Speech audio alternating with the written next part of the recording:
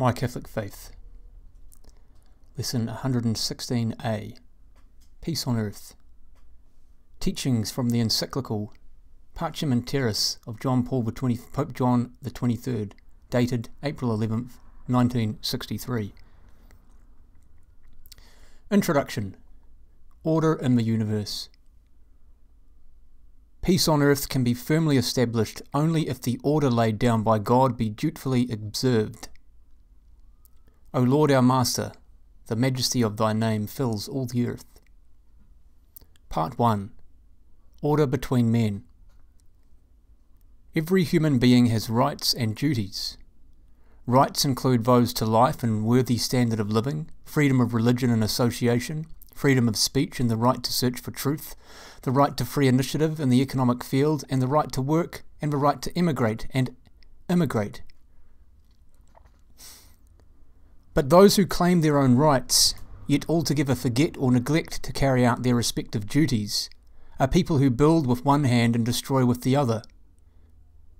Political society should be based on truth and the moral order.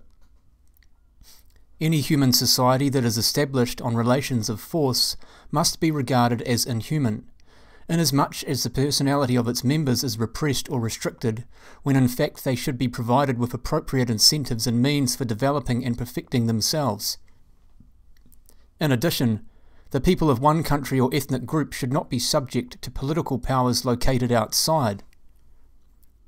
Racial discrimination can no longer be justified, at least doctrinally and in theory. Part 2. Relations between individuals and the public authorities. Legitimate authority comes only from God. Where the civil authority uses as its only or its chief means either threat and fear of punishment or promises of reward, it cannot effectively move men to promote the common good of all. Authority is chiefly concerned with moral, not physical force, and no one may be coerced to perform interior acts.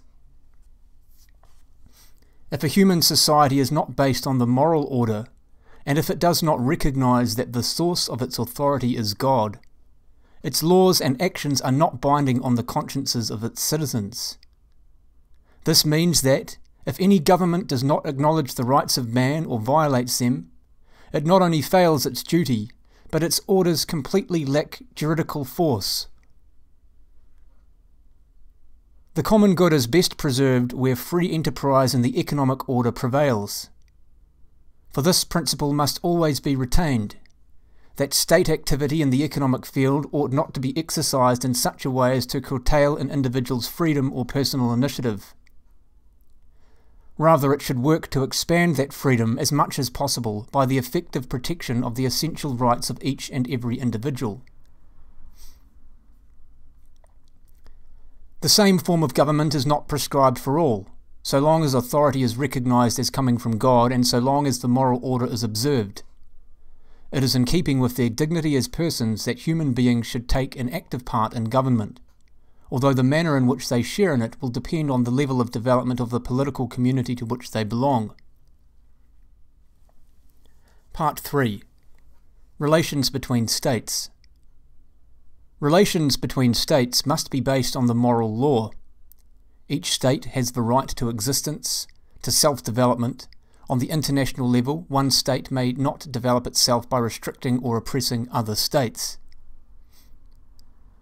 There are countries with an abundance of arable land and a scarcity of manpower, while in other countries there is no proportion between natural resources and the capital available.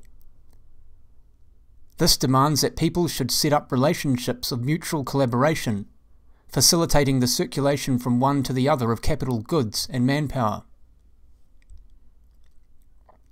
Disagreements must be settled, not by force, nor by deceit or trickery. What a sad plight is that of the phenomenon of political refugees, a phenomenon which has assumed large proportions and which always hides numberless and acute sufferings. Pope John deplores the enormous stocks of armaments that have been and still are being made on the grounds that peace cannot be preserved without equal balance of armaments. Consequently, people live in constant fear lest the storm should break upon them. Justice, right reason and humanity urgently demand that the arms race should cease. Nuclear weapons and nuclear tests undertaken with war in mind should be banned. Because liberty is just as important as peace, relations between states should be based on freedom. That is to say, that no country may unjustly oppress others or unduly meddle in their affairs. Part 4. Relationship of men and of political communities with the world community. The Holy Father calls for the establishment of a new world public authority, set up by common accord and not imposed by force. But he does not have in mind a world government.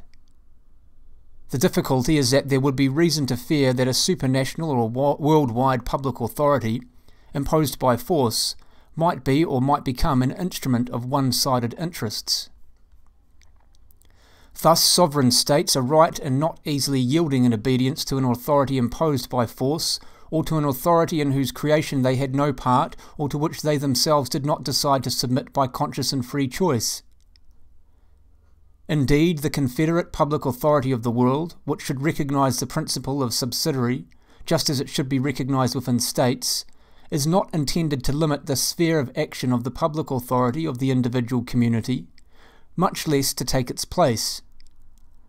Its sole task is to promote human rights and security of individual states. It is the earnest wish of Pope John that the United Nations, in its structure and in its means, may become ever more equal to the magnitude and nobility of its tasks, and that the day may come when every human being will find therein an effective safeguard for his rights. Part 5. Pastoral Exhortations. Catholics are called on to work with non-Catholics, and Christians with non-Christians. Even historical movements based on error may change. Thus it may be opportune to draw nearer or hold meetings with such movements. But to decide whether this moment has arrived, and also to lay down the ways and degrees in which work in common might be possible for the achievement of economic, social, cultural and political ends which are honourable and useful, these are the problems which can only be solved with the virtue of prudence, which is the guiding light of the virtues that regulate the moral life, both individual and social. Salvation and justice are not to be found in revolution, but in evolution through concord. Violence has always achieved only destruction, not construction, the kindling of passion, not their pacification, the accumulation of hate and ruin, not the reconciliation of the contending parties. And the Pope concludes, however, peace will be but an empty-sounding word unless it is founded on the order which this present document has outlined in confident hope, an order founded on truth, built according to justice, vivified and integrated by charity, and put into practice in freedom. Upon all men of goodwill to whom this encyclical letter is addressed, we implore from Almighty God health and prosperity.